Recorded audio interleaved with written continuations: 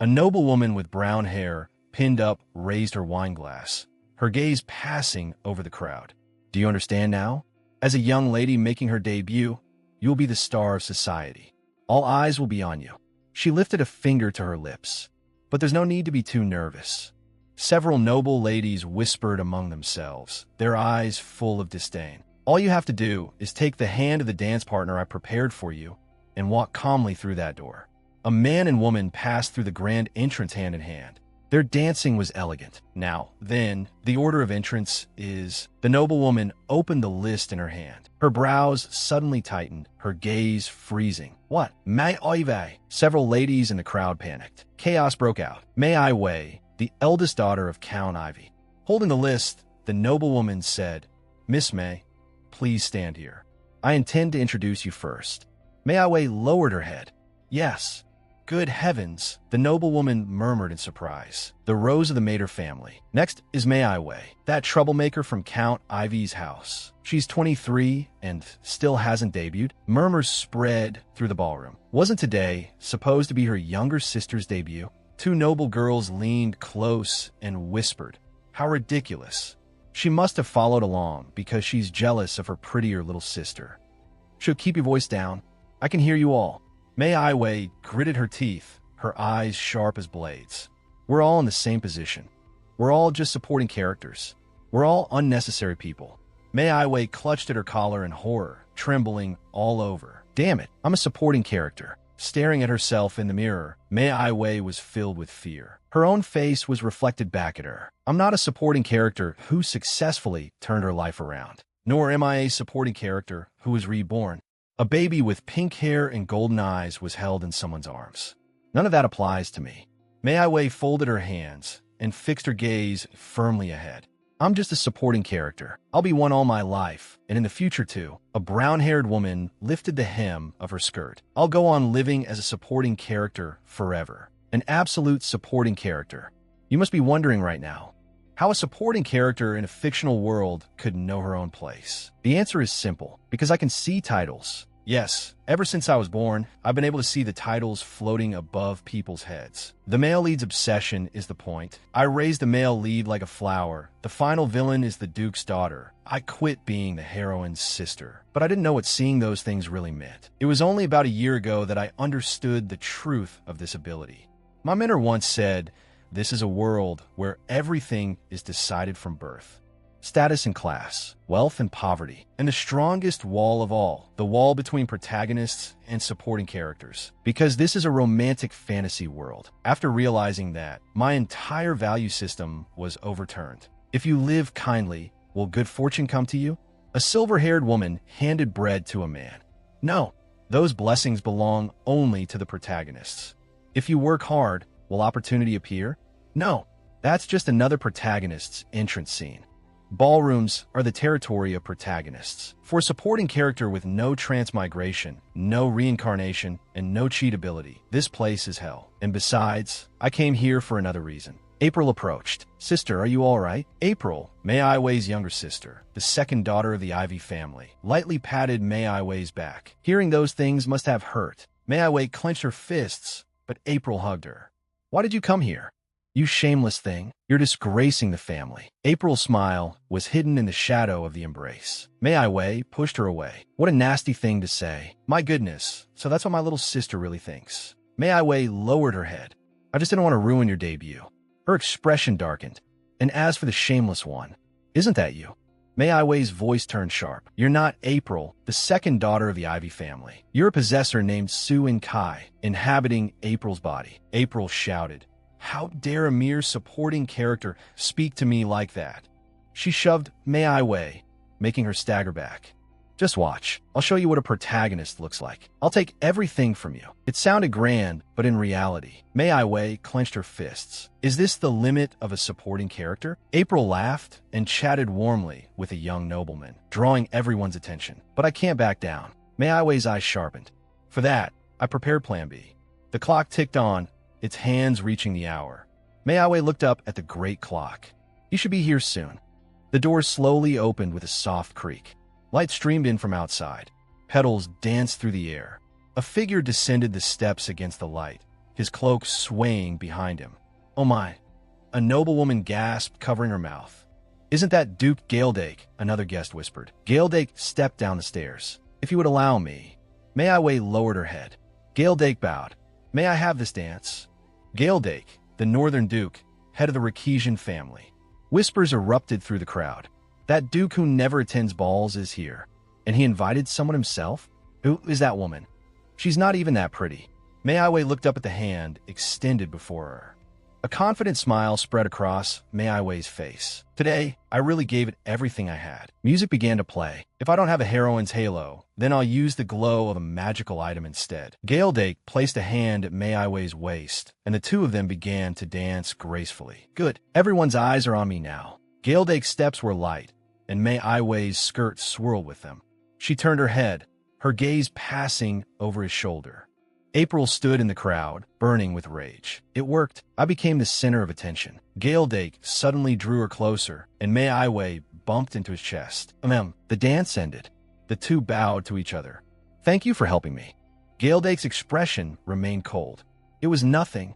My mentor asked me to come." Mei smiled and curtsied. "Then please give my regards to my mentor. I have something urgent to do. I'll excuse myself first." Mei turned around. "Where did he go?" She slipped through the crowd. "That person." Her eyes lit up. "Found him." Mei rushed toward the open terrace doors. "I didn't come here for the debut."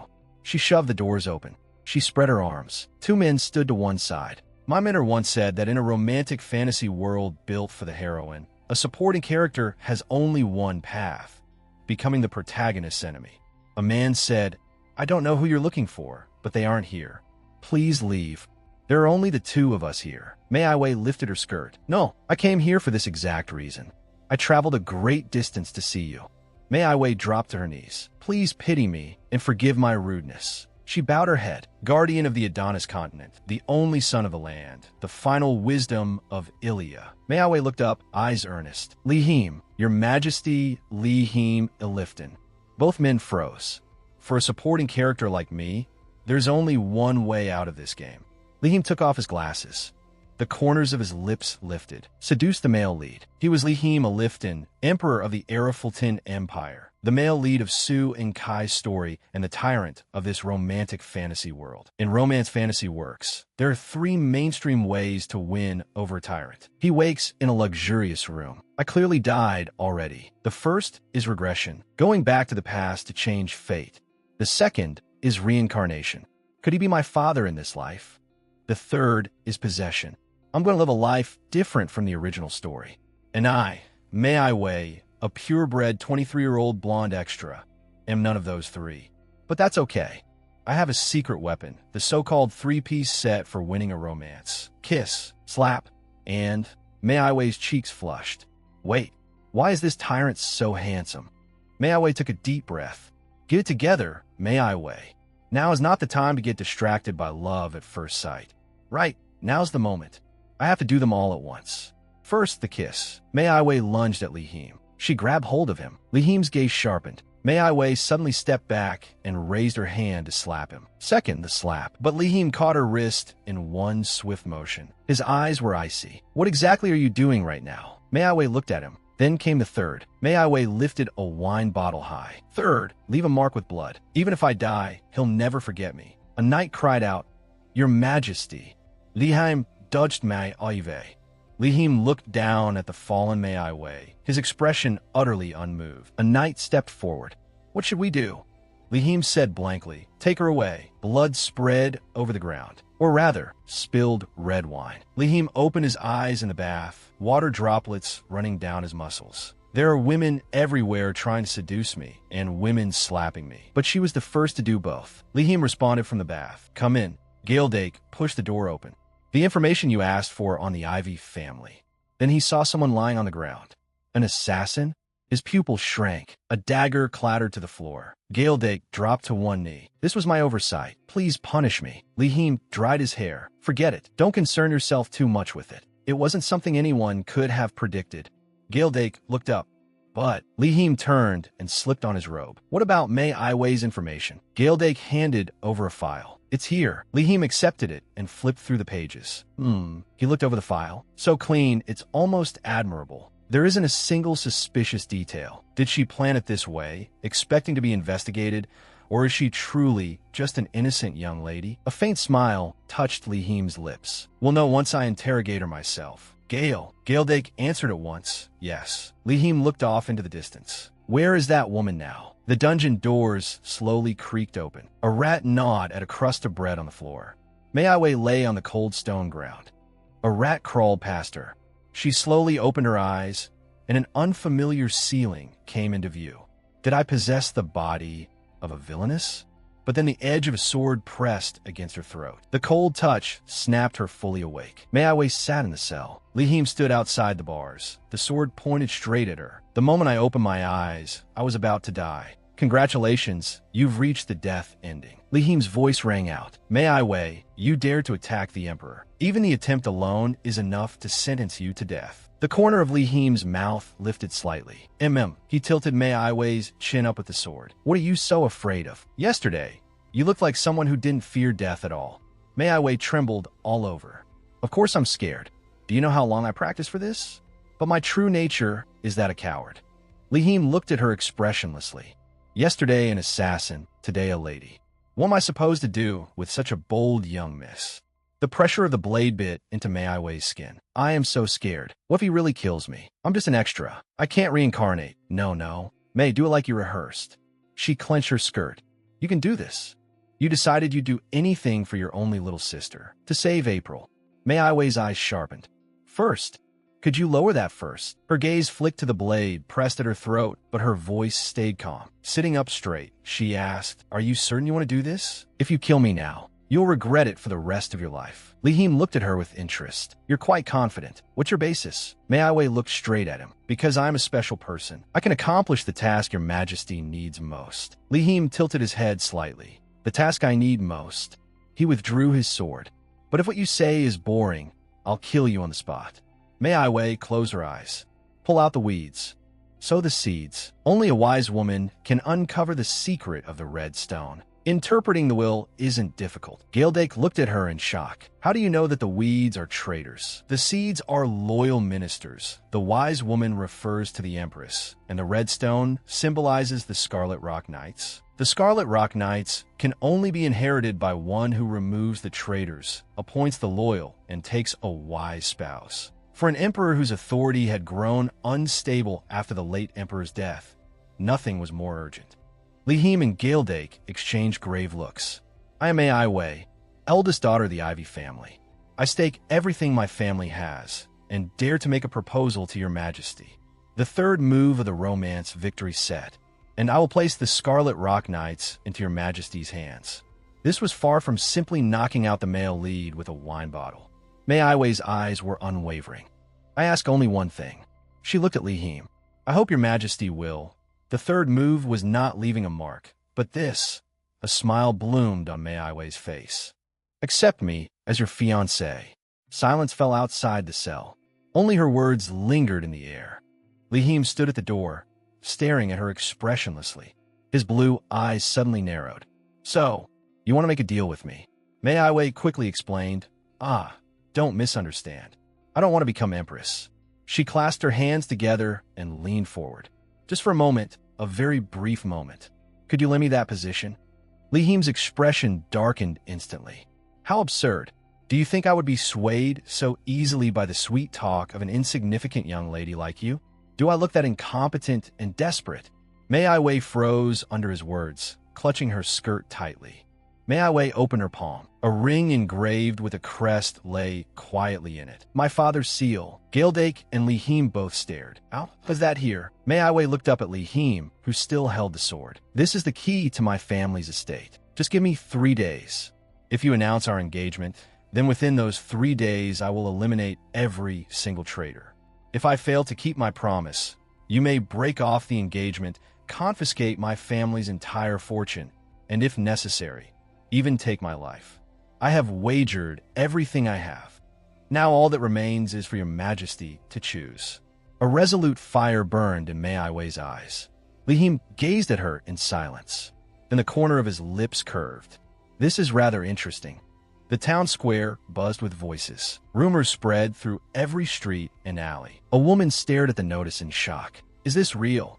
A grand notice posted on the wall announced the engagement of Emperor Lihim Elifton and Mei Ai Wei, eldest daughter of Count Ivy. Two women whispered to each other. Mei Ai Wei, Count Ivy's eldest daughter? Isn't she that ugly, vicious woman? How on earth did they even meet? A man stood with his hands on his hips. The emperor's famous for never showing emotion. There's definitely some kind of deal behind this. Another citizen mused. If he had to marry into the Ivy family, shouldn't he have picked that angelic second daughter of theirs? Mei Ai Wei slammed her fist down on the table. This is a breach of contract. She glared at the man behind the desk. What are you talking about? How can you just put out a notice and call it done? Leaning forward, Mei Ai Wei said, at the very least, there should be half a proper engagement ceremony. Lihim continued reading his papers without even looking up. As I recall, an engagement ceremony was not part of our contract. Mei Ai Wei clicked her tongue, displeased. Crossing her arms, she said, then host a royal banquet instead. It just has to happen within 3 days. Lihim's brow twitched. Human fate really is a strange thing. A person who was supposed to be executed a few days ago is now pointing fingers at me. Lihim folded his arms over his chest. Mei Ai Wei shut her eyes. So mean.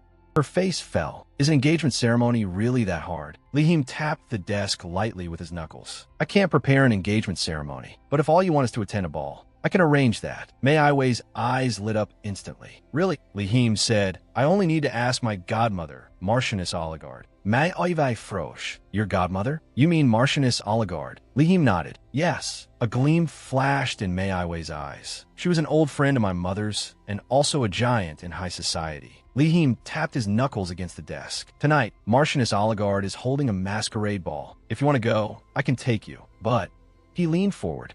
There's one condition. Mei Ai Wei held her breath. What condition? Lihim's face drew closer, a teasing smile on his lips. Under the moonlight, the estate blazed with lights as guests arrived one after another.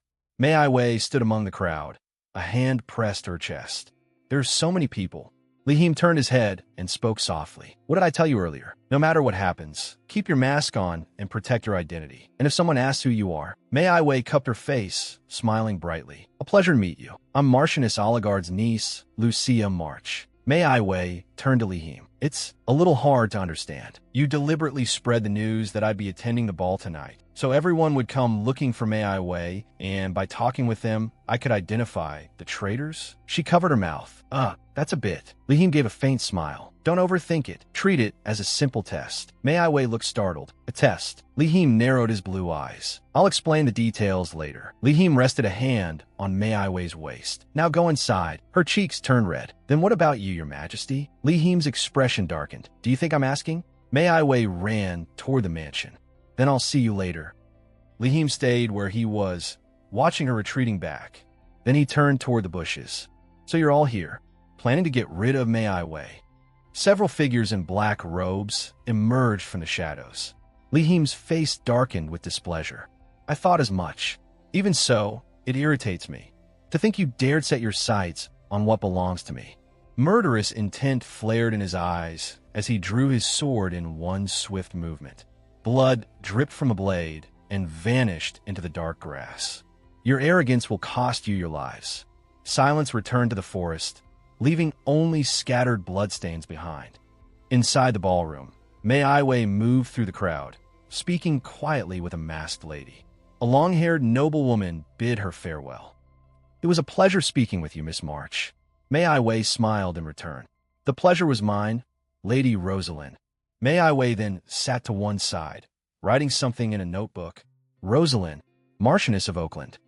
She put down her pen. This is exhausting. Everyone's wearing masks, so I have to track them down one by one. Mei Ai Wei looked at her notebook. But if I just work a little harder. A hand suddenly reached out from behind and snatched her notebook away. Mei Ai Wei spun around in fright. Lihim was holding her notebook, a faint smile on his face with traces of blood still on him. What's this? Were you so absorbed in writing? Mei Ai Wei jumped in shock. You almost scared me to death. Lihim ignored her cry and flipped through the notebook. He turned the pages with contempt. Not long ago, you were worrying about attending a ball.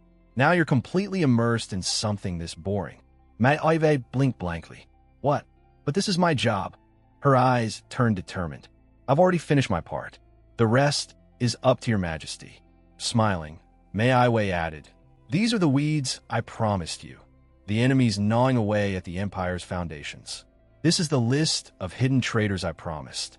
Li Him studied the notebook. Are you trying to toy with me? This just looks like a notebook listing the surnames of the ladies attending the ball. Mei Wei pointed to it. Exactly. A man stood in the center of the study, looking up in outrage. What did you just say? His glasses slipped down his nose as his eyes widened in shock.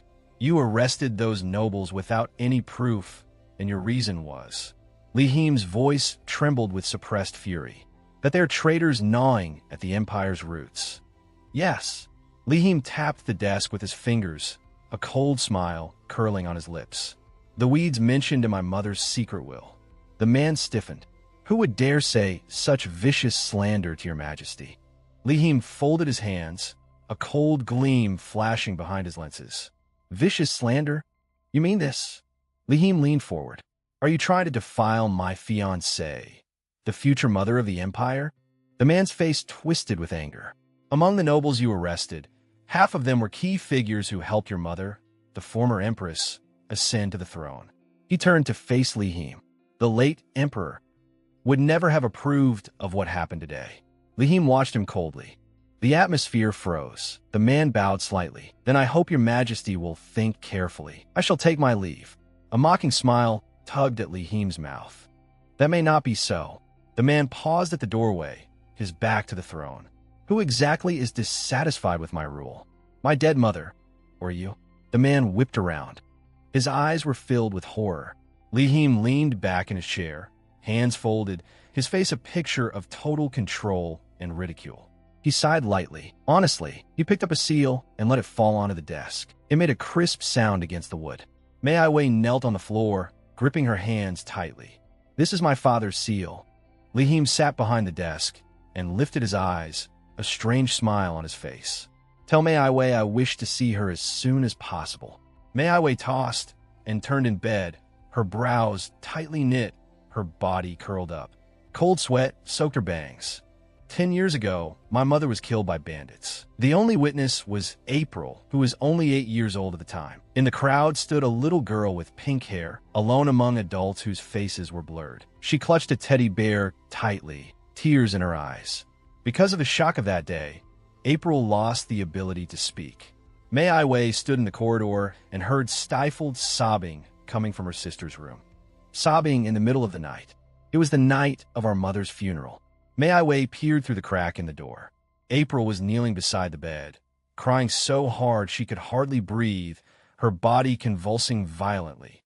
Her little hands gripped the bedsheets, the backs of them covered in scratches. Watching April suffocate on her own sobs, Mei Wei made up her mind. I will protect April. All I ever wanted was for April to be happy. I wanted to hear her laugh freely. But then a voice echoed through the darkness. Good girl. April stood in the shadows, the smile on her face eerie and cold. By the time I heard that voice again, she was no longer April. Mei Wei jerked upright in bed, gasping for breath. A blonde maid rushed into the room. You're finally awake. Hurry and get ready. Mei Wei looked bewildered. Get ready for what? The maid grabbed her hand. His Majesty has summoned you. A radiant smile spread across the maid's face. You're finally about to rise in the world. Outside the palace gates, a crowd shouted, Release the innocent nobles. Protesters held up signs. Release them. Release them. Mei Wei faced the window. It's a little noisy outside, thanks to a certain someone who arrested people without evidence. Release them. Mei Wei peeked her head in through the door, sneaking a look into the room.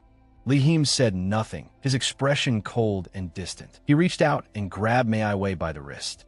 She stumbled straight into his arms. What? What is this? This sudden romantic scene that only appears in romance novels. Li Him bent down and whispered into Mei Wei's ear, Are you all right? No. I mean those traitors you pointed out. The deeper I investigate, the less I find. That's putting me in a difficult position. I need a reasonable explanation, so I want to know your standard. Mei Wei's eyes widened. This? What do I do? How am I supposed to explain it? I can't exactly say that I can see their crimes floating above their heads. Li Him looked at the silent Mei Wei. Why aren't you saying anything? Mei Wei clasped her hands tightly. This is my own secret. Just like a famous chef would never share her secret recipe.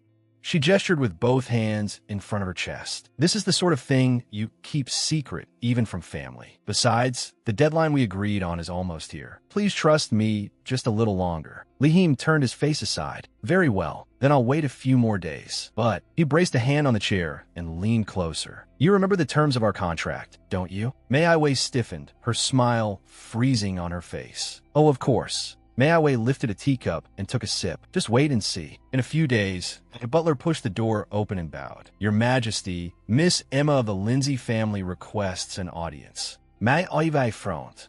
Count Lindsay? Wasn't that one of the traitors I just had arrested? Since when did I become someone the whole neighborhood can call on at will? The butler lowered his head. My deepest apologies, Your Majesty. Miss Emma is not here to see you. The person she wishes to meet is Miss Mei Wei. Mei Wei looked puzzled. Me? Mei Wei excitedly pointed to herself. She wants to see me? In the shadows, the butler's lips split into a twisted smile. The villainous of this romantic fantasy world. And those strange words. Sunlight filled the luxurious reception room. A teacup was set down with a crisp sound. The butler's eyes darkened. I want to see the flaw in this romantic fantasy world. The moment I heard those words, I had a bad feeling. Just as I expected, she's a transmigrator. Emma lifted her teacup. Her expression was calm. April gave me some advice. She said that if I came to find her sister, all my problems would be solved. That damned sun deity again. Emma raised her cup and got straight to the point. She set it down heavily. You'd better not interfere. Mei Wei folded her arms and leaned forward. What do you mean by that? Emma looked down at her. Do I need to spell it out? This isn't a stage where an insignificant supporting character like you gets to interfere. Mei Wei was so angry she nearly exploded, grabbing at her hair with both hands. She actually insulted me, right to my face. How could I possibly let that go? You may not know this, but I've had special mental training. Willpower mode activated. Mei Wei calmed herself and lifted her teacup again. Come to think of it, we haven't properly introduced ourselves, Mississippi. May I ask your name? Emma smiled brightly, a hand to her chest. Emma Lindsay.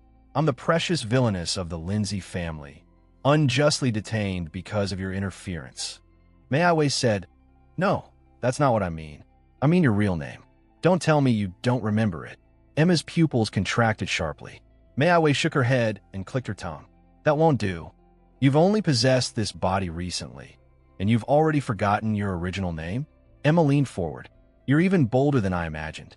Emma suddenly stood up, furious. Are you acting like this because you think you have some special ability? A sneer rose on her lips. She looked down at Mei Wei. Let me give you a piece of advice. Save it. Emma pressed a heavy hand onto Mei Wei's shoulder. This world was made for the protagonists. Even if your little tricks cause some chaos, a supporting character like you will never be able to shake us. Emma's face moved closer, her eyes glowing with a cold violet light. Instead of regretting it later, Mei Wei looked away from her. If you really believed that so completely, you wouldn't have come to see me. Emma's expression instantly stiffened. What? Gaeldake burst in through the doorway, waving his arm excitedly. Found it. We found it. All the crimes and corruption you've committed all this time. It's over. Gaeldake smiled brightly, clutching a stack of ledgers to his chest. Mei Wei cried out excitedly. Oh. I knew it. Documents fluttered down. They were filled with evidence of crimes. Mei Wei anxiously asked, What about the trial? Gaeldake replied, We're making preparations as quickly as possible.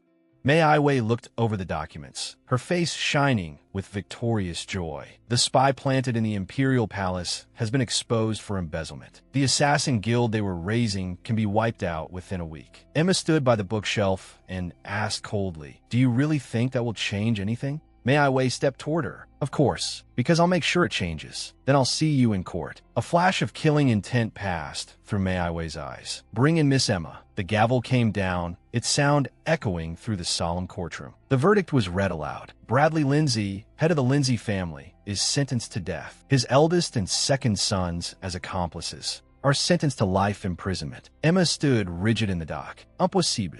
Emma's face twisted. This is a conspiracy. Mei Wei looked down at her, eyes cold. You don't look remotely repentant.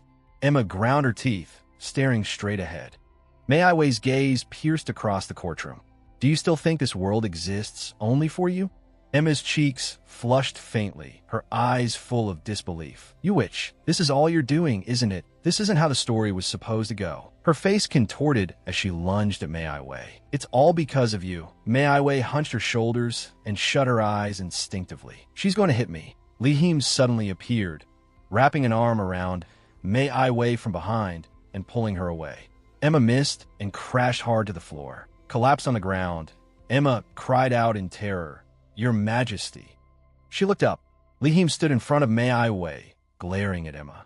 "How dare you touch my fiancé?" Emma sat on the floor in despair, her voice breaking as she screamed. "Your Majesty, I've been framed. Our family has devoted itself to the Empire. This is a conspiracy. Can't you see that?" Li Him's face was as cold as still water. "I'll ask you again. What did you do to my fiancé? She is to become the mother of the Empire. You dared say such things to my fiancé right in front of me. I can only take that as a direct insult to me." Emma's voice trembled. "Your Majesty, Li Him gave the order. Gale, remove this woman from my sight. Let's go." Two guards hauled Emma to her feet. "Your Majesty, this isn't fair. Your Majesty." "And no, it can't end like this." The guards dragged her away as she desperately stretched out a hand. "Your Majesty, please listen to me just once." "Your Majesty." Li Him paused mid-step. Mei Wei looked up, confusion filling her eyes. "HM?" She rubbed her eyes. "Is it because she's too far away? That woman's title looks so blurry. I became the vicious villainess of a count's family." A flash of blue light passed by. Emma's body suddenly went limp. A noble woman watching nearby gasped. "Good heavens, did she faint? That title from the book." Mei Wei's eyes widened in shock. It disappeared. The atmosphere in the office was heavy. A man bent over a report. "Of the 56 high officials Your Majesty ordered investigated, all have now been confirmed to be involved in serious corruption. Punishments have been carried out according to the severity of their crimes, ranging from execution to confiscation of assets and revocation of titles." He pushed the report across the desk and tapped the surface lightly. "All the details are recorded in this document." Li Him folded his arms. "And the public response?" The man answered, "It varies by class. The nobles are deeply unsettled, while the commoners are overjoyed." Mei Wei's eyes lit up instantly, and her face brightened with delight. Leaning toward Li Him, she smiled and flashed a victory sign. "In other words, a total success. And it's all thanks to my information." Li Him remained expressionless. "You could put it that way," the man added, "at least until the effects of the administrative vacuum begin to show." Behind his glasses, his eyes were cold, an ominous sign. Mei Wei's smile stiffened. Why did the atmosphere suddenly freeze? Gaeldag folded his hands and stared at them both, his gaze sharp as a blade. His voice was calm. "Please tell me, Your Majesty, if the central granaries are flooded and the food supply runs short, how do you intend to respond? If arrogant nobles in the West rise in rebellion, and pirates on the eastern coast begin plundering the people, if all disasters strike at once like a storm, do you truly believe the people will still support you then?" Mei Wei went pale, cold sweat running down her face. "Lord Chancellor, why are you pressing so hard?" Li Him curled his lips into a cold smile. "Was I mistaken about you? Because it sounds very much as if you're blaming me for refusing to turn a blind eye to their crimes." Mei Wei clapped a hand over her mouth in alarm. "Don't get angry, Your Majesty." The Chancellor's expression did not change. A ruler pursuing great wealth and glory must also consider the smallest details. Removing them before cultivating successors was clearly a reckless decision. Li Him's eyes sharpened. "Or are you simply resentful because the base of support you built so carefully has collapsed?" The air turned icy in an instant. Mei Wei quietly raised a hand, trying to calm things down. "Excuse me, Lord Chancellor. I think there is one thing you may have overlooked." The Chancellor lifted a brow. "And what would that be?" Mei Wei straightened her back, her voice firm. "Because it concerns confidential matters, we didn't inform you in advance.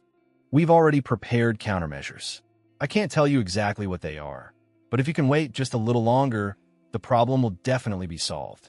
Breaking the silence, the Chancellor asked, "How long?" Mei instantly faltered. The Chancellor leaned forward. "Give me a specific time." 1 week. The Chancellor sat in the shadows, wearing his glasses. Mei Wei sprang to her feet. Just give us 1 week. When that time comes, it won't be too late for you to judge the results. Mei Wei stood straight and firm, her gaze unwavering as she awaited the Chancellor's verdict. He said nothing, merely tapping the armrest lightly. Mei Wei collapsed to her knees, shrouded in despair. I messed up. I really messed up. According to the usual romance novel pattern, this kind of scene should have led to romance. Li Him would have pulled her into his arms and gently caressed her cheek on a balcony showered with flower petals. But reality was that she had personally promised a 1-week deadline. No, there's no need to despair. Mei Wei, I can still change the plan. Mei Wei walked alone through the garden, sunlight pouring over the roses. I'll quickly finish the second task, then devote myself fully to the emotional plotline of the third task. She made up her mind. Her hand brushed lightly over a blooming rose. And besides, this task actually isn't difficult. Footsteps echoed in the corridor. A woman in pink heels approached. Mei Wei sat at the table with her back to the door. The door was pushed open. A hand in a black glove rested against the frame. I heard you were looking for me. Mei Wei slowly turned around, surprise flickering in her eyes. The woman entered in a red and black gown, her long hair as red as blood. My master once told me that if you want to find a capable heroine, it's simple. Just look for combinations of key words in the titles. Remember one thing. True pearls are often buried in mud. Ability, arrogance, schemes, genius. Among these overused keywords, the real jewel is a reborn villainess.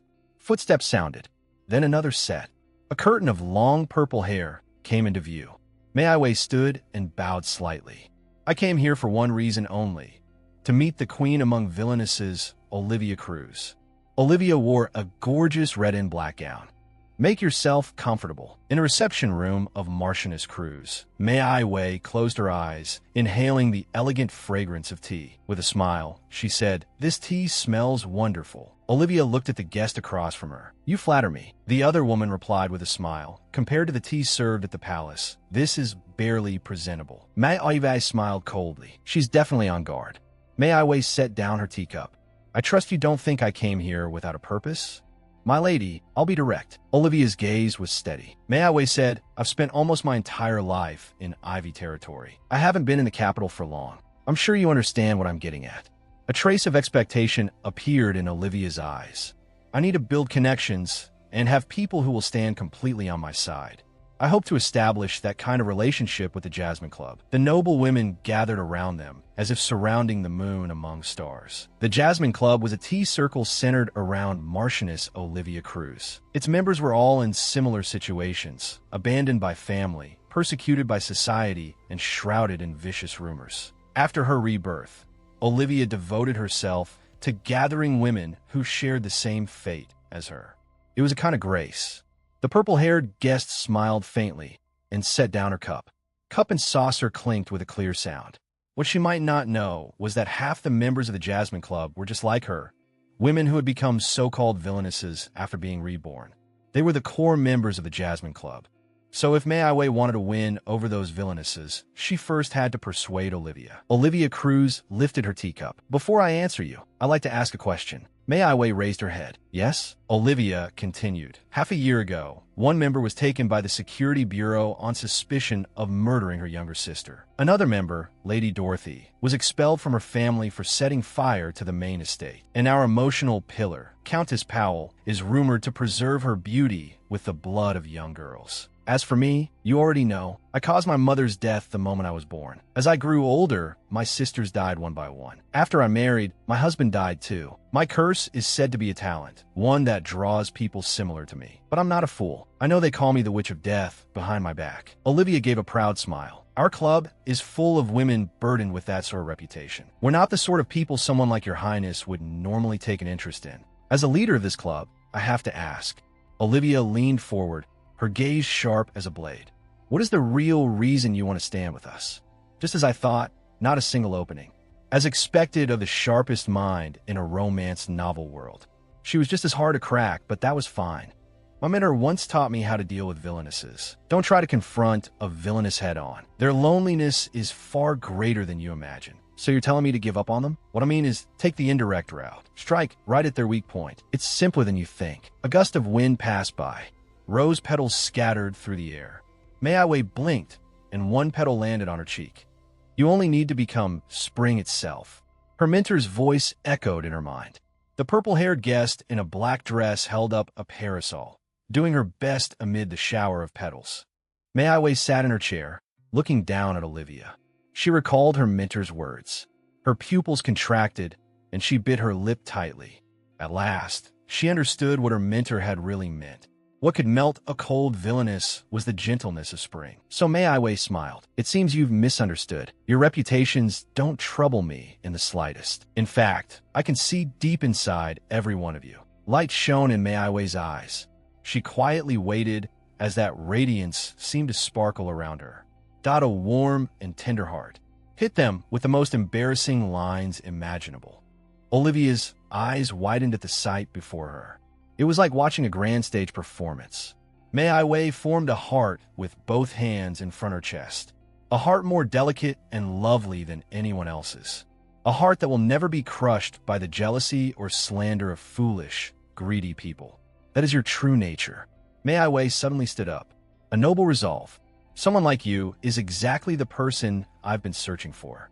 Mei's smile stiffened. Her expression twisted as she clenched both hands. A servant picked up the silver bell on the table and gave it a gentle ring. Olivia looked at the flustered Mei. My apologies, but something urgent has come up. I must leave first. Mei stared in shock. What? Mei's smile froze completely. She reached both hands forward as if trying to grab the opportunity before it slipped away. Wait! The hem of her red dress swept past as high heels clicked farther away. Olivia turned and gave her a faint smile. This was a pleasant time, Miss May. She left without looking back. The door slammed shut, leaving Mei standing there alone. How would she just leave like that? Her whole body trembled. Master, what was that supposed to mean? He said the sweetest, most syrupy lines were the best weapon for persuasion. Mei clawed at her hair and let out a frustrated scream. Under the moonlight stood a magnificent castle, one tower stabbing into the night sky. Mei walked along dejectedly. The scenery around her seemed childish and overly colorful. She stopped and clasped her hands in front of her. This was the first time her master's strategy had failed, and for now, she couldn't rely on him either. Mei's eyes hardened. Don't panic. There are still 6 days left. There has to be a way. A voice came from afar. She turned in confusion. What? April was talking to a woman. A soft glow surrounded them. The woman turned gracefully. Then I'll see you that day. Mei walked down the steps. Light and shadows stretched behind her. April. April froze. Why was she here? April's gaze passed beyond her long hair toward Mei in the distance. That figure left her confused. The vast, luxurious hall was brilliantly lit. April stood in the middle of the hall and looked up at the person before her. What are you doing here? Mei stood on the steps, a teasing smile curling her lips. Do I look like a ghost? Relax. You should be greeting your sister with a smile. Thanks for your hasty advice, by the way. Mei smiled confidently, but once the real Ai comes back, that's what you'll need to worry about. So don't concern yourself. April abruptly stepped back. Oh, really? I thought you'd finally grown a conscience. Her smile froze. How naive of me. You insisted on appearing with me, and it wasn't even to ruin my coming-of-age ceremony. I failed to notice it then, but now I know. April. April's eyes turned cold. The real reason you did that. April stood on the banquet hall balcony. The tyrant, Lihim. The possessed heroine, Su and Kai. Their unforgettable first encounter after prison. April took a step back and crashed into a solid chest. Startled, she turned around, her cheek brushing against the man's clothes. My deepest apologies. April looked up and saw the man's face clearly. Your Majesty. Lihim looked down at her, a smile tugging at his lips. The tyrant's encounter. This key scene that was supposed to belong to me. A trace of contempt flashed through April's eyes. So that's what this is about. You're really greedy, aren't you? Stealing your younger sister's man. April's gaze was razor sharp. Don't you think you're a terrible sister? Mei glared at April. Don't be ridiculous. I only have one goal. To drive you out. April suddenly burst into laughter. She bent over, her cackling laughter high and grating. Resting one hand against her chin, she sneered. What touching sisterly affection. But what can you do? You struggle so desperately, and yet everything always goes back to where it was. April turned around. You asked why I'm here? Obviously, I have business. April spread her arms wide, flowers blooming behind her like a fantasy scene. I've become His Majesty's sparring partner, so we'll be seeing each other often from now on. Ai Wei's pupils widened. The situation was almost too perfect. It was as if the world itself were whispering to Sue and Kai. Go reclaim the male lead who was stolen from you. He belonged to you in the first place. Just like that, April smiled with a trace of pity. Ai Wei's hands clenched into fists. Just like that. To be honest, she felt lost. Mei Ayui's face darkened. Her master was unreachable for now. Her plan to buy over the villains was nowhere near success. And now even Sue and Kai. April's phantom smiled among the flowers. Don't be too discouraged. That's just how this world works. April's smile widened. Everything revolves around the protagonist. Supporting characters get nothing. Mei Ai Wei lowered her eyes. Sweat slid down her skin. Not love. Li Him's back appeared in her thoughts. Not hope either. Not even this insignificant body. Insignificant body. Mei Ai Wei's face twisted with rage, and her trembling body went rigid. April stroked her smooth cheek. Oh, sorry. I accidentally said what I was really thinking. Mei Ai Wei burned with fury. She suddenly swung her arm. April caught Mei Ai Wei's wrist like lightning.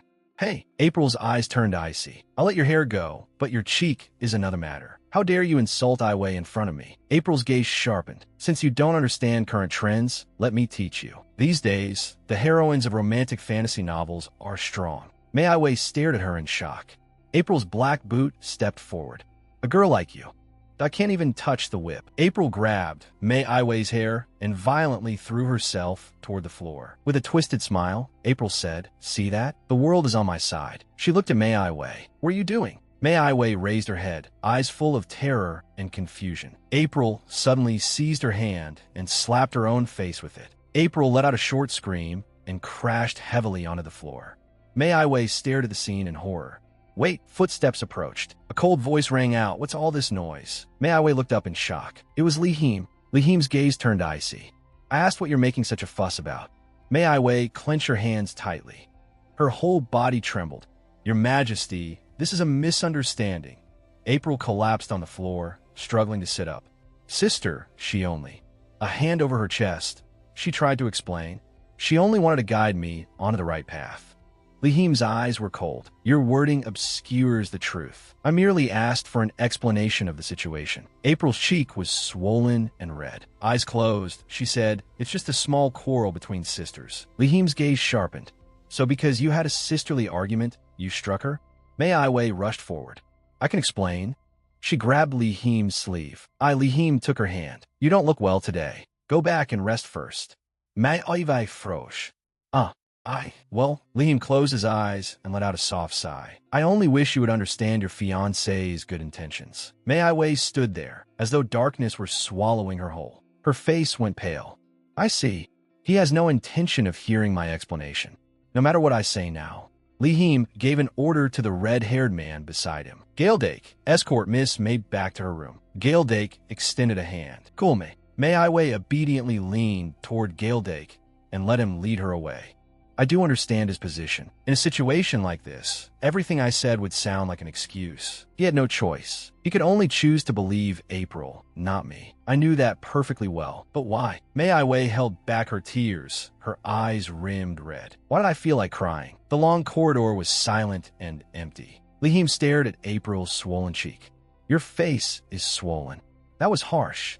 If she'd been wearing a ring, it might have left a terrible scar. April lowered her head. I'm Fine.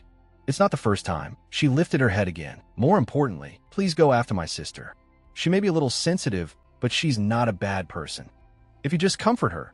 Li Him let out a cold laugh. Huh. Li Him looked down at April, the corner of his mouth lifting in contempt. You seem to think very little of me. April froze. What? Li Him's voice grew even colder. You are my fiancé's only sister. Greedy, shameless, and utterly foolish. Don't you even know this much? Someone with combat training can easily read an opponent's movements. April's eyes widened.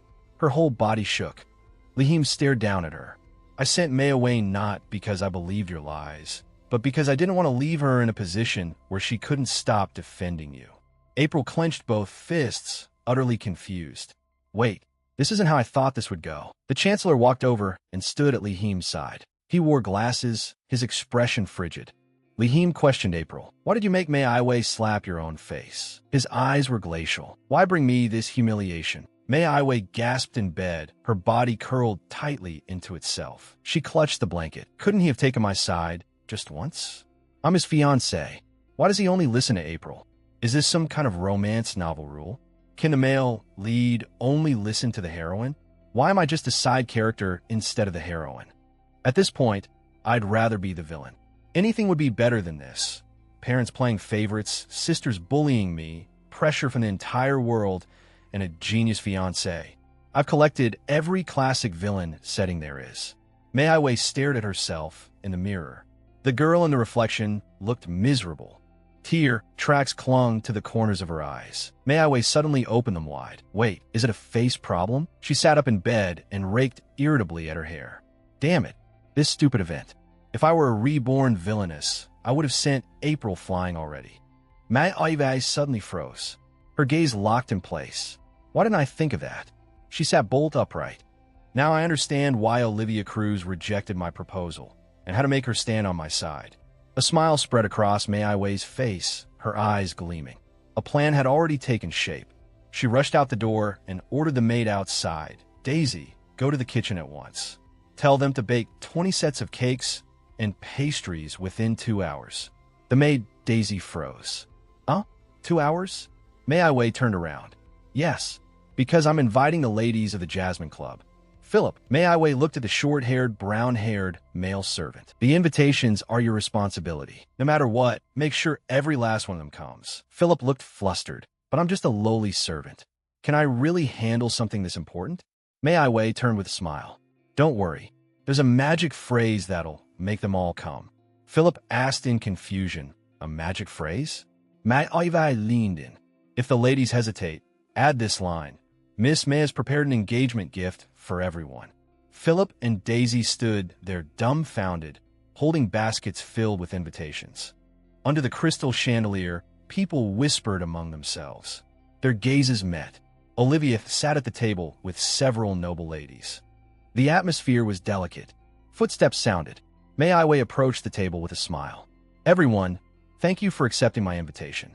Mei Aiwei looked around at them all. I'm sure everyone is curious about the purpose of today's tea party, so I'll get straight to the point. The mood shifted. You've all heard about the recent purge, haven't you? The scene shifted to a dark hall. Guards raised red banners as several people were taken away. A purge was underway. Mei Aiwei continued. Those corrupt nobles are gone, but their positions are still vacant. I want to give those positions to the most capable people in the empire. She looked toward the noble ladies seated before her. In other words, to the members of the Jasmine Club who are here today. Olivia gave a faint laugh. Miss May, I think there has been some misunderstanding between us. Resting her chin on one hand, she said, the Jasmine Club is by no means interested in getting on the same boat as you. Mei Aiwei's tone left no room for doubt.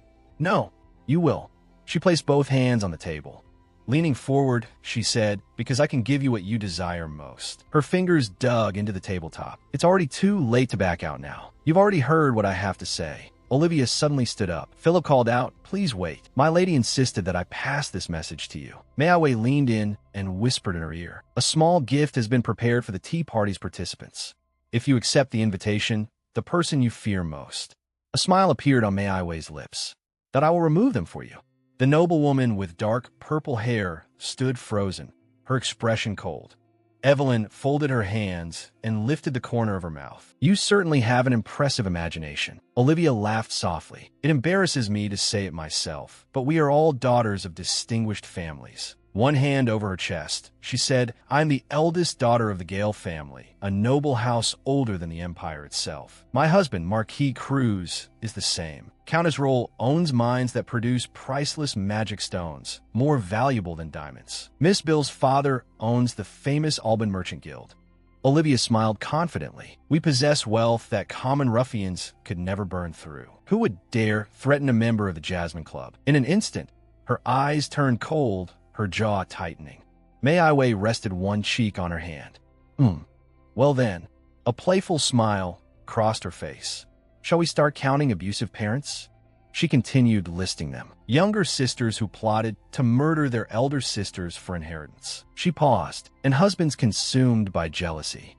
And brothers who gambled away the family fortune. Olivia held her teacup, her hand trembling slightly. Did you investigate our backgrounds? Mai smiled. Isn't that what one might call the basic etiquette of a noble lady?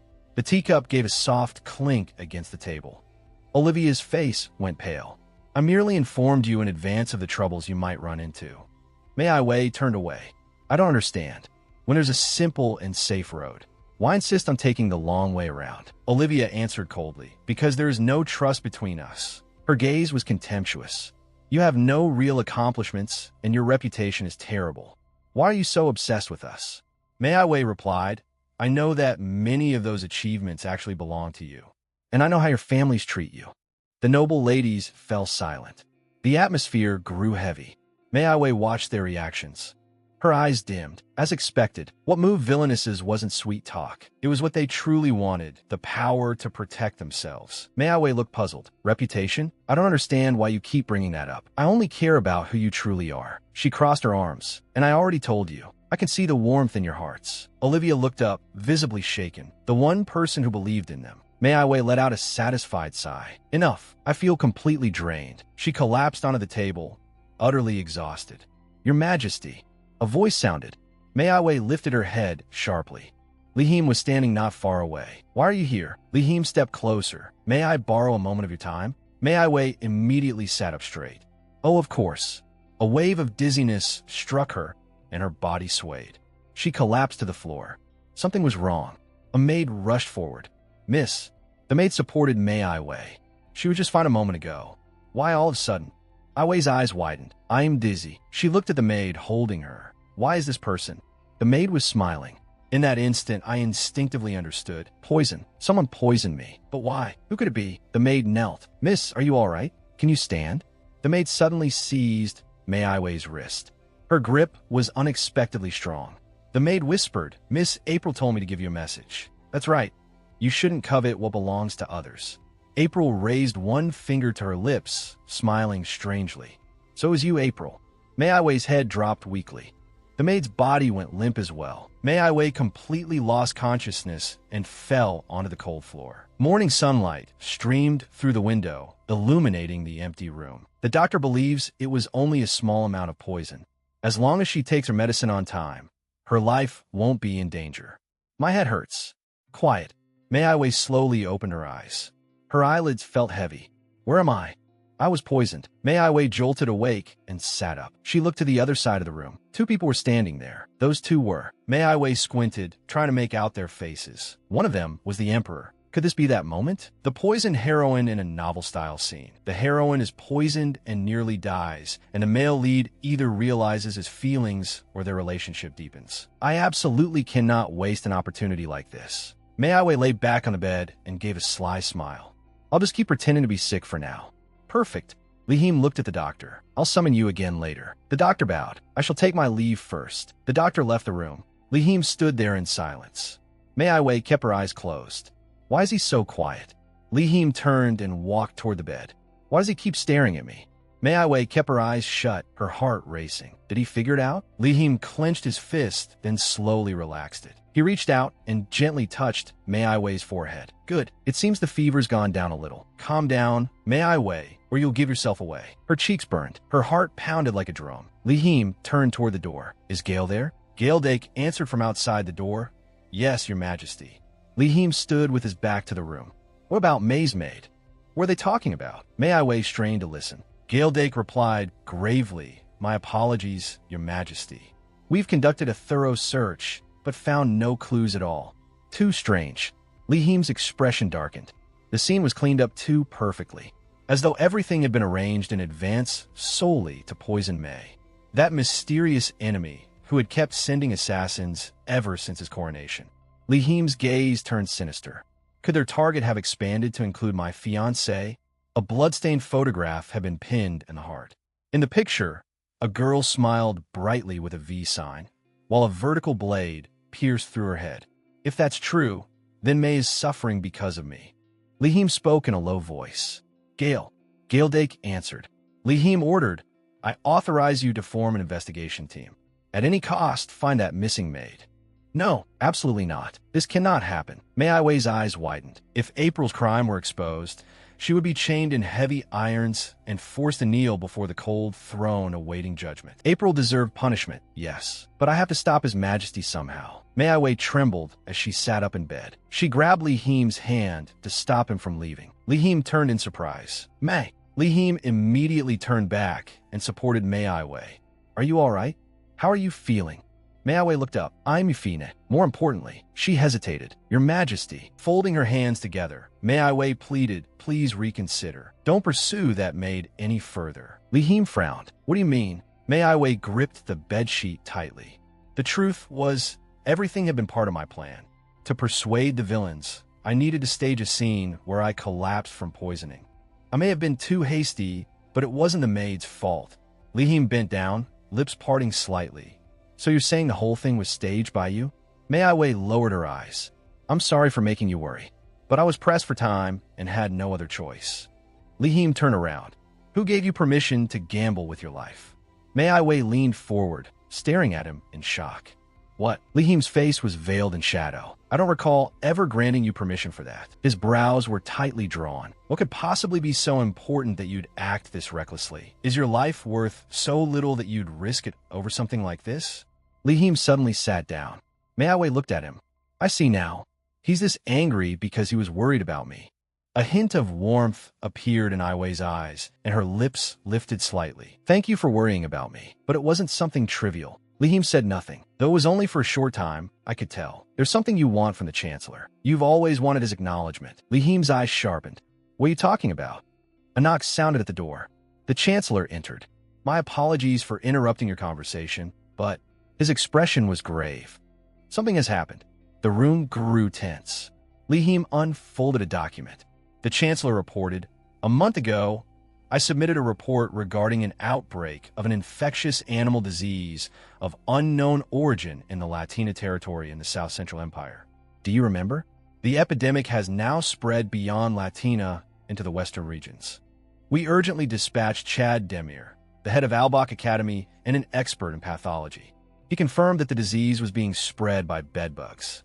He attempted to take appropriate measures, but the Chancellor looked at Li Him. You dismissed him and threw him into prison. As a result, we still have not found an effective solution. The Chancellor turned a page. There's another report here. Pirates are raging along the Master coast, causing enormous losses. Li Him took the document. The Master coast? The Chancellor continued. In the end, the Antram fleet repelled the pirates under the Admiral's command. But you sent Admiral Gale to the guillotine. A glint flashed across the Chancellor's lenses as he stared at Li Him. His voice was hard. The crime rate in the capital is serious as well. 6 months ago, the violent crime rate was only 8%. Now it has more than doubled. Li Him tossed the report onto the table. Because I sent Police Chief Feldy into exile. That's what you're implying, isn't it? Mei Wei stood quietly to one side. Her hands folded before her. Li Him shot back. Then tell me, Chancellor, should I have let him remain in office? Even though he abused his authority and manipulated and trampled powerless women, was I supposed to ignore it? The Chancellor lowered his head and said, as I told you before, I do not oppose your Majesty punishing them. But when he looked up again, his eyes were ice cold. The obvious mistake was removing all of them at once. Li Him glared at him. What are you trying to say? You didn't come here just to scold me after the fact, did you? Mei Wei hurried forward. Trying to stop them, she said, please stop. The Chancellor's concerns can be resolved soon enough. Just give me a little time. I'll find talented people to fill those positions. Hands clasped tightly at her chest, Mei Wei looked utterly earnest. The Chancellor demanded sharply, a mere 20 people? What could you possibly do? Li Him shot to his feet with a roar. Chancellor. The Chancellor ignored the Emperor and turned to Mei Wei. I admit your eye for talent, my lady. Your clever idea of appointing noble daughters reminds me of the former Empress. He gave a short snort. However, the problem is numbers. 20 people is far too few. How can you be so irresponsible? Mei Wei was stunned by the challenge. Then a voice rose from the shadows. Marquis Graham, stop insulting my fiancée. Li Him's expression was cold. This is my final warning. Mei Wei's eyes lit up. So as long as there are enough people, there won't be a problem, right? Mei Wei raised one finger and smiled brightly. Don't worry, my master will solve it. The Chancellor looked baffled. He shook his head slightly. I told you, there's no need to put on airs here. At that moment, Galdake pushed open the door. It slammed loudly against the wall. Mei Wei spoke lightly. I'm serious. Scold me all you want. Great. Finally, I can show off my superior spreadsheet skills. She clenched her fist excitedly. Her finger tapped the table. No computer? Then explain how you're planning to use spreadsheets. A loud shout came from outside. I'm here. The doors were flung open and light poured in. My darling, you must have suffered so much. Your cheeks have gotten so thin. Lihim looked over. So that's the person Mei kept talking about. Galdake's pupils contracted. Her master. The Chancellor's eyes narrowed thoughtfully. I see. Mei Wei poked her head out. I haven't introduced her yet. Mei Wei's voice rang out. This is my master, and also the only younger sister of Duke Lichten. A little girl in a cherry-colored dress stood at the doorway. Her eyes were closed, and her hands planted on her hips. She was Iris Lichten, the late Duke Lichten's precious younger sister, the Duke's cherished darling, a hot-tempered noblewoman with the body of a 7-year-old and the mind of a 27-year-old.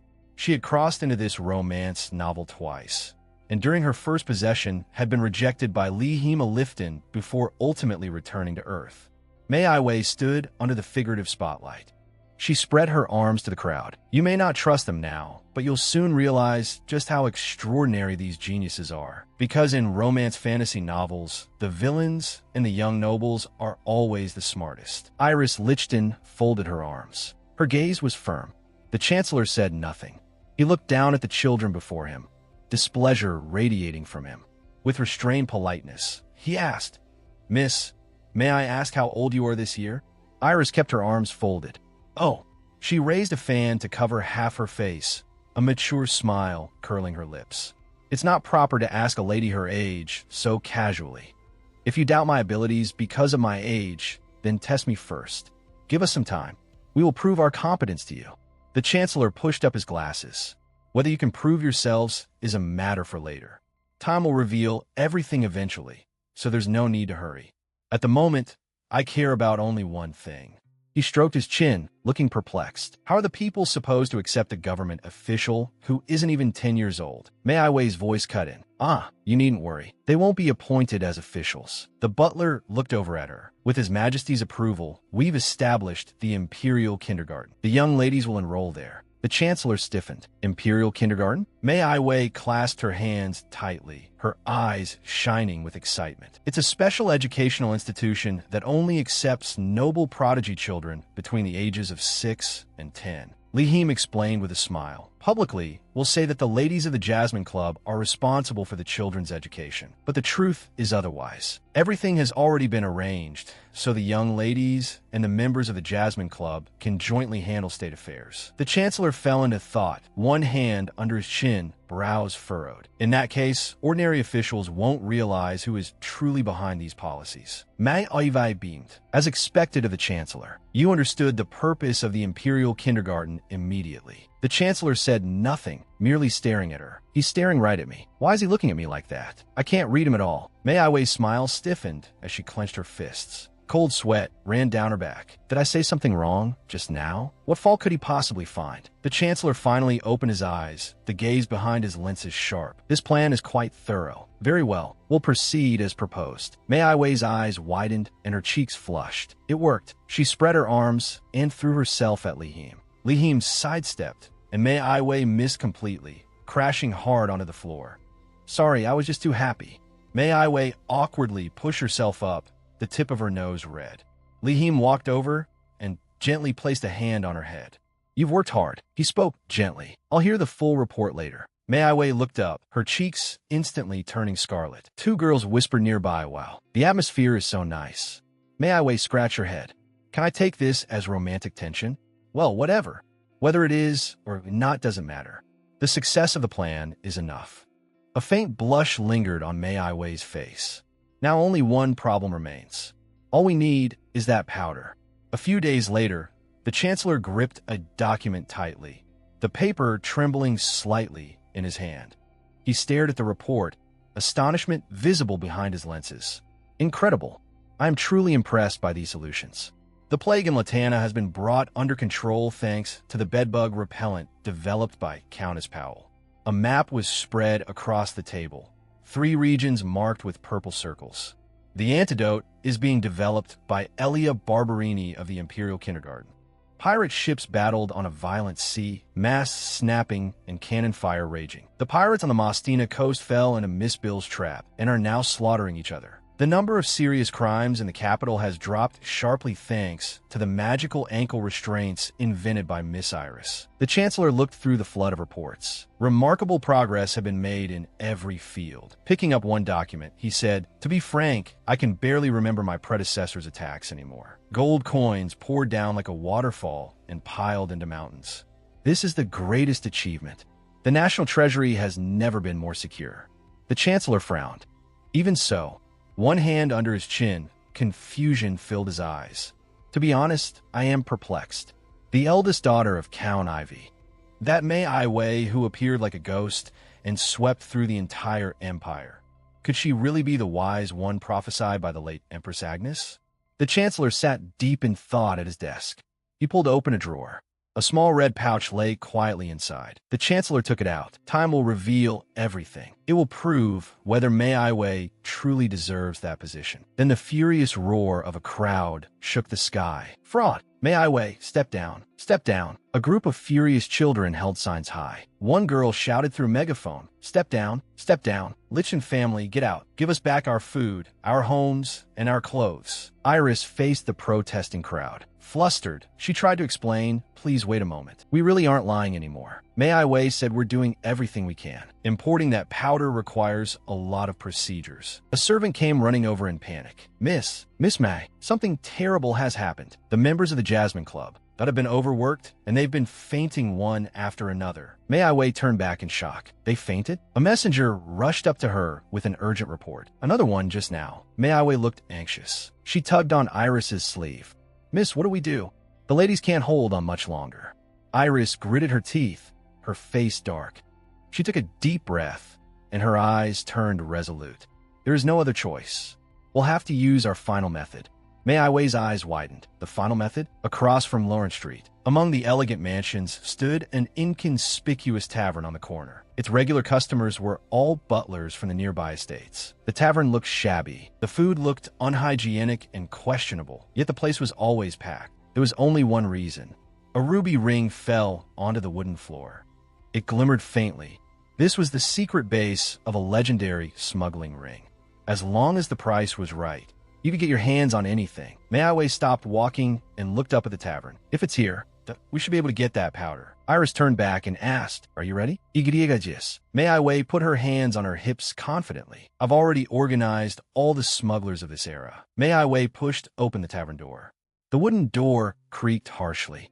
The two of them walked into the dim tavern and were immediately thrown back out. A bearded man waved them off frivolously. "Beat it, kids." Iris shouted furiously, "You criminal. What's it to you? Mei Ai Wei panicked. What do we do now? If this keeps up, the promise we made to the ladies," but Iris only looked smug. "Don't worry. Who do you think I am?" She proudly held up a rolled parchment. "You'll soon realize you just missed out on a rising star of the smuggling world." Iris grabbed Mei Ai Wei's hand. "Stop hesitating. Mei, let's go." They went to another tavern and knocked on the door. Another cold rejection greeted them. They were completely ignored. At the next tavern, the answer was the same. Iris dropped to her knees, dark energy radiating around her. How is this possible? How can we get rejected this many times? I'm the heroine of a romance novel. Mei Ai Wei cautiously poked her head out. Is it still not too late to go back and renegotiate? Iris suddenly whipped around. No. Iris grabbed Mei Ai Wei by the collar. You have no idea how obsessed they are with that stuff. Mei Ai Wei lowered her head in frustration. Was there really no other way? Iris suddenly looked up. Mei, it would be such a waste to give up this quickly. Did you forget? Iris smiled confidently. We still have him. Night fell. A magnificent ducal estate blazed with light. The man frowned. Let me make sure I understand. You need to secretly return something, and you need my help. He was Iris's elder brother, Cedric Lichton, who had once helped Mei at her debut ball. Iris put her hands on her hips and stood up. That's right. Cedric frowned. Smuggling? Iris flashed a bright smile. Yes. Cedric fell silent. Mei Wei thought, I definitely didn't plan for this. Cedric rubbed his temples. No, it's too dangerous. Iris rolled around on the sofa. Please, help us. Cedric's tone was firm. On one condition. While I help you and Lady May with this request, you must stay quietly in your room. Can you do that? Iris hung upside down over the sofa. She stuck out a hand. Deal. Mei Wei stared at Iris in horror. Absolutely not. Iris ran over, cupping her cheeks and batting her eyes. Brother, please, please. Iris wants to go too. Cedric refused harshly. No. Cedric smiled at Mei Wei. Let's go. All right. The two of them quickly left the room, leaving Iris behind. In the night, pages were rapidly turned. As expected of Mei Wei, Lihim sat at his desk. The smugglers he had personally recruited worked cleanly and efficiently. Even the Chancellor would not be able to accuse him easily over this. Mei Wei spoke firmly. 1 week. Just 1 week. Lihim tapped his chin with a finger. The reason she was so confident, that was because she had already seen through what he longed for. Your Majesty has always wanted the Chancellor's approval, hasn't he? A strange look flickered in Lihim's eyes. Something felt wrong. He clutched at his chest. Lately, whenever something happened, his chest would tighten. It felt as if. Lihim looked up toward the window. His heart was pounding violently, almost like an addiction. The sound of hooves echoed through the night, and the carriage jolted with the motion. Cedric sat inside the carriage. Mei Wei clasped her hands tightly. So awkward she felt like she might suffocate. Should she speak to him first? What if he hated her? Rumor said he despised women. He was practically a demon from her imagination. Mei Wei forced out a smile and gathered her courage. Cedric said coldly, I have one request. Mei Wei answered, yes. Cedric continued, I will help you obtain that powder, as promised to Iris. But during that time, I would like us to avoid unnecessary social interaction. Mei Wei stared at him. What? Cedric went on. I ask that you refrain from meaningless small talk and unnecessary physical contact. Mei Wei froze. Yes. The carriage kept rumbling onward. Cedric grabbed the door handle and yanked the carriage door open. 2 masked assassins turned back in shock. Cedric's expression was icy. Until this is resolved, please stay inside the carriage. Before he finished speaking, he had already leapt outside. In other words, don't form any attachment that might burden me. Cedric drew his sword. Steel flashed. Blood sprayed. 2 bodies fell, their shadows twisting under the moonlight. Their target is the carriage, not me. Cedric scanned the woods. More assassins emerged. What a nuisance. I only need to protect Mei Wei. Inside the carriage, Mei Wei trembled. She covered her ears, trying to shut out the sounds of slaughter outside. It wasn't that she doubted him, but the scene was simply too terrifying. Iris stood with her hands on her hips, puffing out her small chest. Her brother was the strongest in the world. Though he was antisocial, there were many things he wanted to protect. He treated other women like weeds. But you're the exception. Iris proudly declared, That's my brother, Cedric Lichten. Iris gestured animatedly. As long as you're with him, you don't have to fear bandits or assassins. All you need to do is watch gracefully. Watch that bloody battle. Mei Wei's face turned pale, cold sweat running down her back. It's not that I don't trust my master, but for one man to do all this alone. So this is what the status of the Northern Grand Duke means. Suddenly, the carriage door was pulled open. Mei Wei turned in terror. A masked assassin leaned inside. Mei Wei was yanked violently out of the carriage and slammed to the ground. She screamed in terror. A cold blade pressed against her neck. Is my neck still attached? I need to check. Mei Wei trembled, tears gathering in the corners of her eyes. The masked assassin looked down at her. No, I'm the one asking questions. Mei Wei shouted. Duke Lichten. Gaeldake's icy gaze locked onto the assassin. He spoke in a terrifyingly calm voice. Let her go. The masked assassin sneered. You think I'll listen to you? Mei Wei struggled. I can't die here. I still have a younger sister to raise. Cedric vanished from where he stood, and in the next instant, he appeared behind the assassin. Mei Wei's whole body shook. Cedric looked down at her. Are you all right? Mei Wei looked up. I'm fine. I'm okay. Back in the carriage, she screamed, clutching her neck as her heart thundered. A flash of cold light cut through the air, and the assassin's head flew upward. The clash of blades rang out endlessly. Mei Aiwei collapsed onto the floor of the carriage, staring at the assassin's corpse by the door. The one who should have died was me. No, this isn't the time to be sentimental. Her eyes sharpened. More assassins could appear at any moment. I have to be ready. Her gaze fell on the assassin's sword. Right? That sword. Mei Aiwei gripped the hilt with both hands and pulled hard. Why won't it come out? She used all her strength. The blade didn't budge. Suddenly, a force pulled it free from the corpse. Mei Aiwei lost her balance and fell backward. She toppled back. Cedric suddenly turned toward the carriage. Was the fight not over? Were there still assassins? Mei Aiwei said, and no, that's not it. She raised the sword high. I thought it would be better to have a weapon. Cedric looked at her in astonishment. Mei Aiwei squeezed her eyes shut, swaying. This is bad. One of Mei Aiwei's shoes had come off onto the carriage floor. She was barefoot on one side. What a troublesome woman. Mei Aiwei looked down at her foot. I'm sorry. I caused you unnecessary trouble. She looked around in a panic. My shoe. Cedric glanced aside. The ground was covered with broken glass. He bent down and picked up the purple shoe. Mei Aiwei panicked and clutched her other shoe tightly. I'm sorry. I'll put on myself, Duke. Cedric knelt on one knee, held her ankle, and gently slipped the shoe back on. Then Cedric collapsed against Mei Aiwei's legs. His eyes were shut, and beads of sweat slid down from his brow. Mei Aiwei called softly, Duke, please wake up. She shook him anxiously. Duke, Cedric. Cedric didn't respond. His breathing was faint. An empty wine bottle lay on the floor. Dark liquid had spilled everywhere. Mei Aiwei clasped her hands together and asked with a nervous smile, Are you afraid of women? So much that if one touches you, you can barely breathe? Inside the carriage, Mei Aiwei and Cedric sat facing each other. Cedric's eyes drifted away. Well, that wasn't all that strange. In romance fantasy stories, the Northern Duke was one of the most popular male lead jobs. Just imagine how many heroines had gone after him. A brown-haired woman cried, I'll heal your wounded heart. Another woman lunged forward. We're destined to be together. And another clutched her face in horror. You belong to me. Mei Aiwei crossed her arms. If he'd been dealing with heroines like that since childhood, being afraid of women was completely understandable. Wait. Mei Aiwei widened her eyes. Then what about my coming-of-age ball? Cedric stiffened. I drank 5 bottles of sedative just to get through it. Cedric's gaze was steady. I know it must seem ridiculous to others. He lowered his head. I was taught from a young age to make rational judgments and logical decisions. I used to believe that was the only correct way to live. But strangely, whenever it comes to Iris, all of that becomes meaningless. A faint smile touched Cedric's lips. Iris's laughter echoed in his memory. Just hearing it makes me feel like I can do anything. Mei Aiwei lowered her head with a smile, clasping her hands tightly. A warm feeling rose in her heart. I think I understand how you feel. Because I have someone like that too. Someone precious. Someone I'd gamble everything to get back. Mei Aiwei smiled. Her cheeks flushed. Cedric looked at her in silence. Then he lowered his head, and the faintest smile crossed his lips.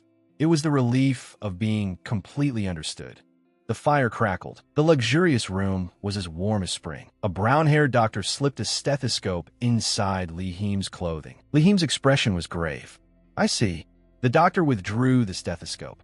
You said your heart sometimes races violently, correct? You also mentioned shortness of breath, body heat, and sleeplessness. Liheem kept his eyes closed. Yes. The doctor put the stethoscope away.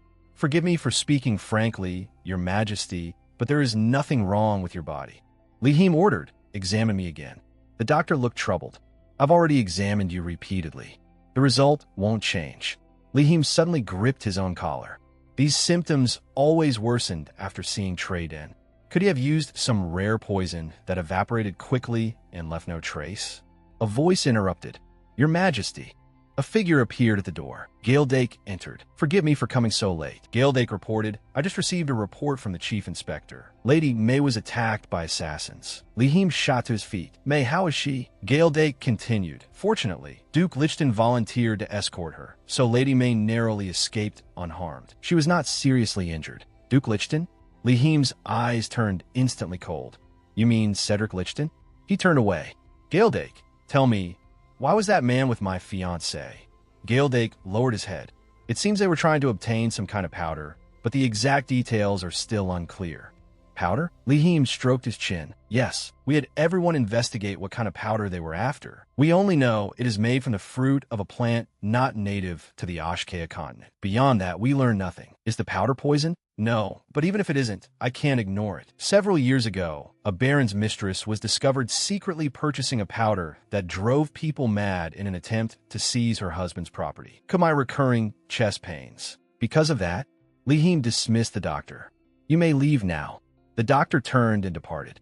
Yes, your majesty. Li Him continued. Gaeldake, issue the order at once. Assign only one knight to serve as May's escort. Gaeldake bowed. Understood. Li Him turned his face aside, his expression dark, and have someone follow Duke Lichten. Report his every move to me. Yes. Gaeldake answered and turned to leave. A few days later, night covered a narrow alley. Two figures in black robes stood beneath the stairs of a building. One of them looked up. At last, after a long wait, a door creaked open. The day to obtain that powder had finally come. Several heavy sacks were piled on the ground.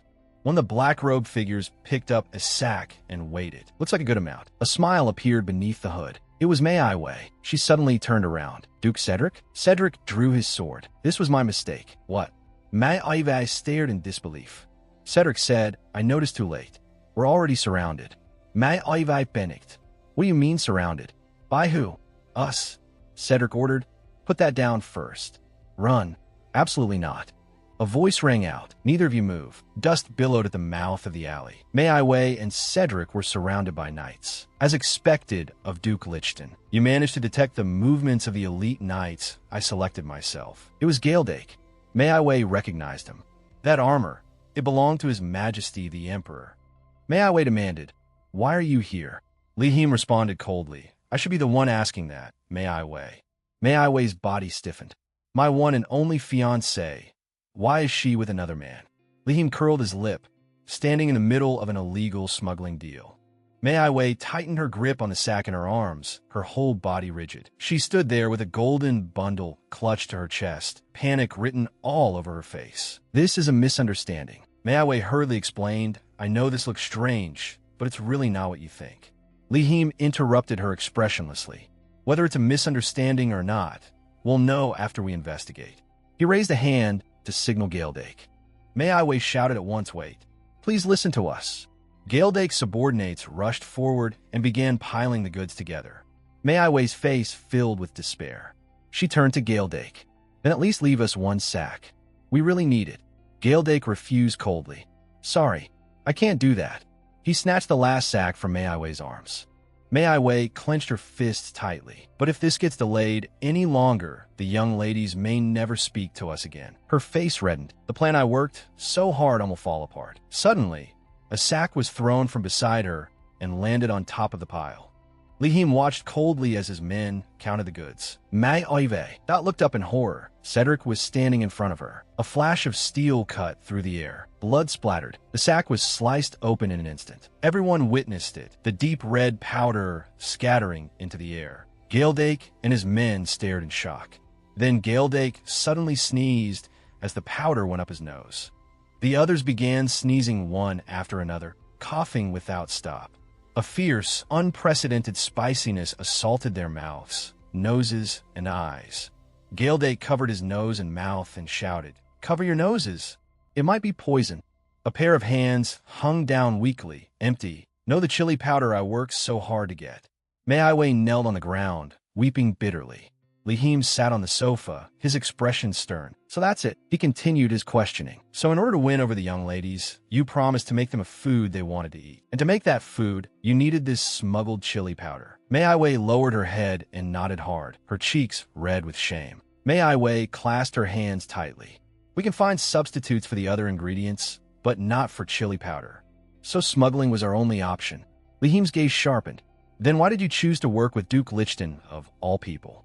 May I Wei hesitated. Duke Lichten, that's because. She continued, because Duke Lichten is family to my master. Li Him said nothing. He pressed a finger against his lower lip, hiding his wavering feelings. The explanation was reasonable. But I still can't trust you. May I Wei raised her teacup. I'll decide after I see the result. She smiled confidently. You'll trust me. I'm sure of it. Tableware clinked softly. A lavish spread of Korean dishes was laid out before them. Steam rose from the dishes. Iris and several other girls devoured the food. Oh, this is the taste. It's amazing. Wow, this aged kimchi is insane. It tastes 89% like my grandmother's. Mei Aiwei looked up at Li Him, a triumphant smile on her face. Well then, Your Majesty, do you still doubt me? Li Him closed his eyes and let out a soft sigh. You were right. I was completely mistaken. He gazed at Mei Aiwei. I have something to say to you. Li Him's tone was solemn. You are the most remarkable person I have ever met. Mei Aiwei looked tense as she watched him. With his back turned to her, Li Him continued, You know how to distinguish my needs from my desires, and you possess the wisdom to fulfill both. That is why I understand even less. Someone as exceptional as you. Why do you want nothing more than the title of false fiancé? Li Him demanded. With your ability, forget being empress.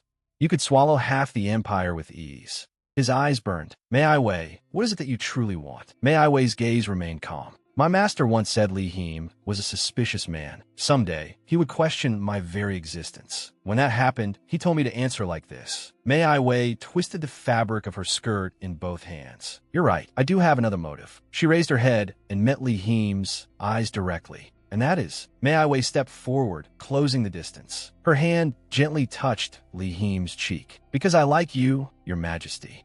Her voice echoed through the empty room, soft yet unwavering.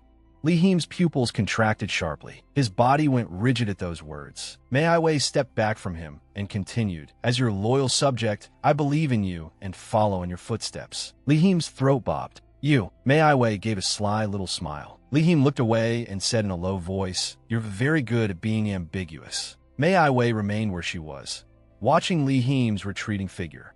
He walked down the corridor, his footsteps echoing. He stopped without turning back, but the tips of his ears had turned unmistakably red. In a luxurious room, loud laughter rang out. A middle-aged woman with short reddish-brown hair was laughing so hard she bent over. She lightly tapped her cheek with her fan. Li Him, I haven't laughed this freely in ages. She arched a sharp brow. So what you're saying is, your fiancé is suspicious? Li Him remained silent, brows knitted tightly.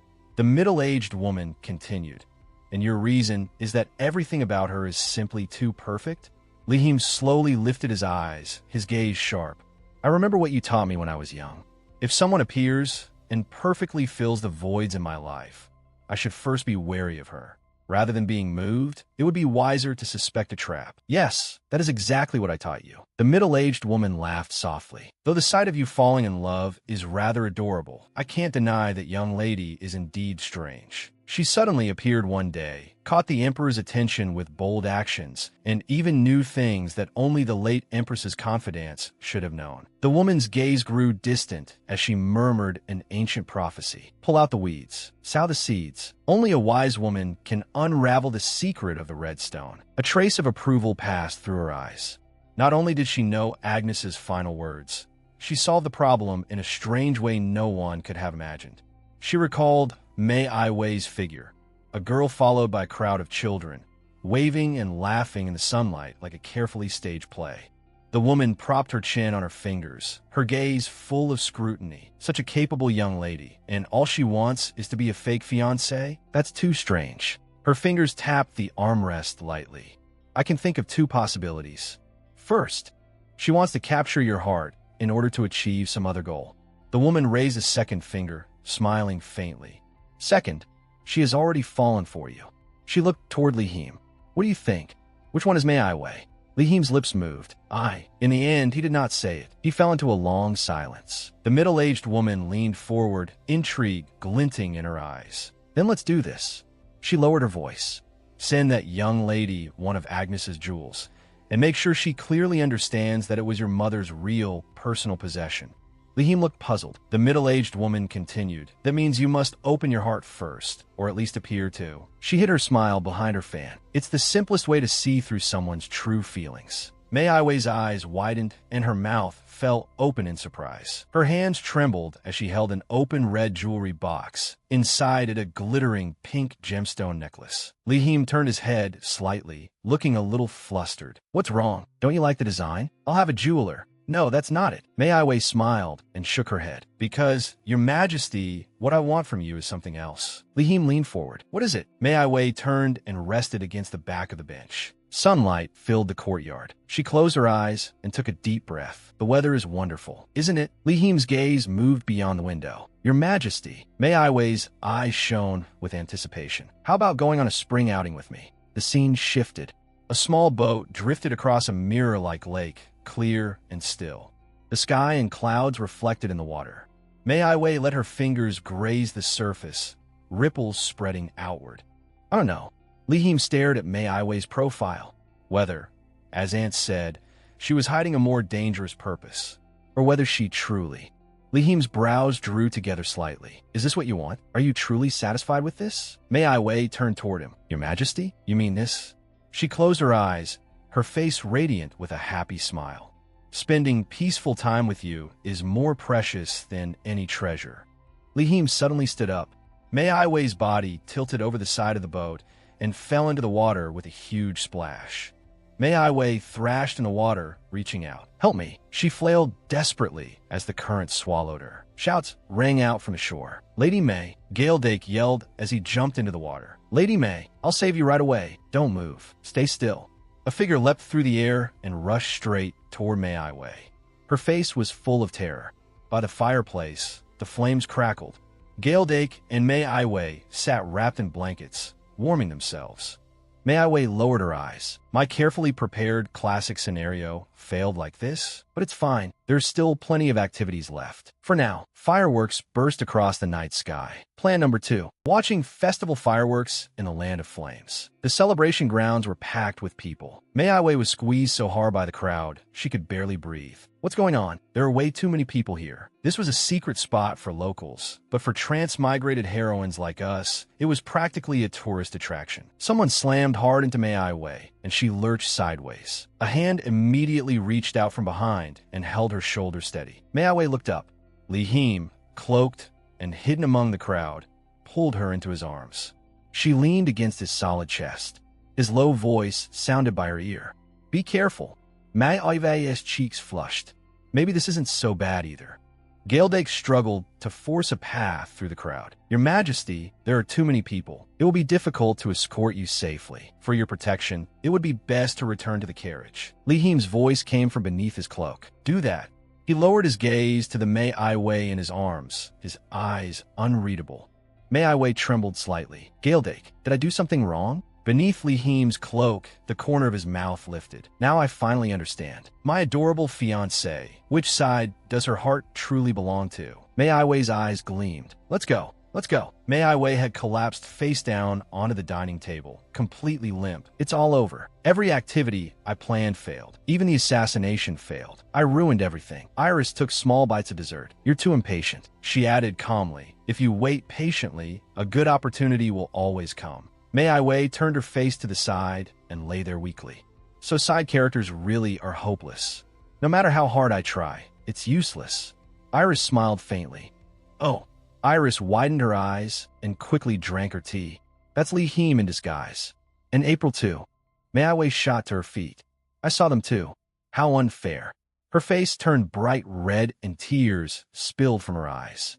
Activity 4. A man and a woman begin a secret date in a crowded dessert shop. Why does that kind of thing only happen to April? The next day, sunlight streamed through the window. Mei Aiwei sat facing Li Him. Holding her teacup, Mei Aiwei thought, I know. April is the heroine of the romantic comedy, and His Majesty is April's male lead. Romantic incidents are destined to bind the two of them together. But Mei Aiwei's expression darkened as she fell into thought. Li Him lifted his teacup. You don't look well. Mei Aiwei took a sip. I am troubled. And worried too. Li Him asked with concern, Are you all right? Mei Aiwei waved both hands. And no, I'm just a little tired. Mei Aiwei's tired face was reflected in the tea, the image wavering slightly. Li Him smiled gently. I'm glad you weren't hurt. Mei Aiwei clasped her hands on the table. Actually, I wanted to ask you something. Why did you go to that dessert shop? What did you talk about with April? But because we're not close enough yet. Li Him gazed at her. You say you're fine, but it doesn't look like things are going very smoothly. Mei Aiwei's whole body went rigid, dark gloom practically rising off her. Was it because last time the outing got ruined? Li Him suddenly stood up. The carriage jolted, and his long hair swayed with it. Smiling, he said, "This is a small token from me. I hope you won't feel too pressured." Li Him pushed a gift bag onto the table. Mei Aiwei stared in surprise. It was beautifully wrapped and tied with a golden ribbon. This is... Mei Aiwei recognized the bag. It was candy from the dessert shop in town. Li Him rested his chin on one hand. "I mean the spring outing we took together. It still bothers me." Mei Aiwei leaned forward. "You chose it for me yourself?" Li Him's lips curved upward. What fool would give someone else a gift meant for his lover? His smile was meaningful. The rhetorical question sounded like a belated confession. Li Him added, "By the way, I ran into your sister at the dessert shop. She still knows nothing about her sister. My sister likes cinnamon flavor, not strawberry or chocolate." Mei Aiwei laughed awkwardly. "Haha, we're not that close yet." Li Him replied, "I understand." Mei Aiwei stared at the opening of the gift bag. So that day wasn't an event for April. It was for me. Li Him's eyes were gentle and unwavering. Mei Aiwei's heart began to race, and her cheeks turned red. But it's too soon to be happy. Mei Aiwei hugged the gift bag, looking confused. Li Him smiled and held out a hand. That was a bribe, not a proposal. The carriage rolled through the woods, birds singing clearly. Li Him rode a white horse. "I invited you, but I don't want to force you. If hunting is inconvenient, then you could do something else." Mei Aiwei, on a brown horse, hurriedly shook her head. "And not at all. It's no trouble." She forced out a smile. It's event 5. While riding together, a man and woman fall in love. Mei Aiwei waved excitedly from horseback. "I can't believe this happened naturally. Does this mean the world has finally acknowledged me as the heroine? Can I actually hope for it?" Mei Aiwei cupped her face, cheeks burning. A romantic event with His Majesty. Li Him turned slightly in the saddle. "Mei, now that we're away from the palace, let's talk." Mei Aiwei looked blank. "What?" Li Him's gaze was steady. "About us." A jolt went through Mei Aiwei's heart. So suddenly? Is it really going to start like this? Sunlight filtered through the forest and fell across Li Him's profile. His eyes were deep. "I've been thinking about this for a long time." Mei Aiwei blushed and pressed a hand to her chest. Li Him smiled faintly. "When do you think would be best to end our engagement?" Mei Aiwei was struck dumb on horseback. Her mind went completely blank.